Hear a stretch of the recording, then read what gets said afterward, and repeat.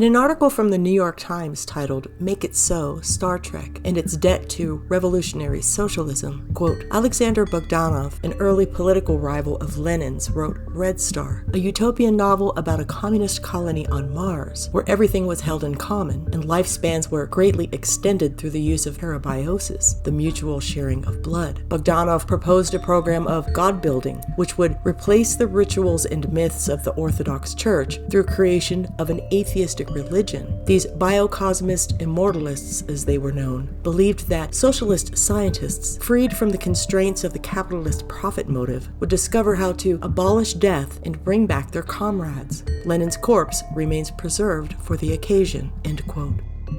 If cosmist immortalism had its own visual Bible, there is no better specimen than Kubrick's Space Odyssey. I have a hunch that Kubrick presents his Odyssey to the world as a work of anarchy, a nose-thumbing to the church, the establishment, the military-industrial complex, and all the sleeping masses under their spell. I'm sure his patience often wore thin with the worldview that he had, and having to work with the very people he despised, being that he had an IQ of 200, and everyone around him probably seemed as dull as the chimpanzees in the opening scene of his film. Many of the concepts that Clarke wrote about in his science fiction books that he was attributed credit, like geostationary communication satellites, orbiting space stations, the space elevator, rockets to the moon, and even an early concept of the space shuttle, were not original thoughts that came from Clarke's brain. He was just the pamphleteer who put it all in story form. Constantine already theorized and published works on all this stuff, including rocket propulsion,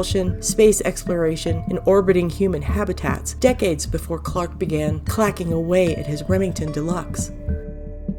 Tsiolkovsky and Fabian socialists such as H.G. Wells, T.H. Huxley and Sons, and Isaac Asimov with his notion of vanguard leadership of the Galactic Empire from his Foundation series, which incidentally mirrored Lenin's idea of a vanguard party that would drive the masses forward to revolutionary consciousness. These men and other technocratic workers of the craft believed that there should be a single political system for the entire universe that should be governed by the most advanced specimens of humanity. Less intelligent and less hardy life forms should simply be eliminated. Tsiolkovsky wrote, quote, "In 1,000 million years, nothing imperfect, such as contemporary fauna, flora, and human beings, will be existing on Earth. Only the best will remain. In the cosmos, there is no place for imperfect, suffering life. Intelligent and advanced planets annihilate such life forms," end quote.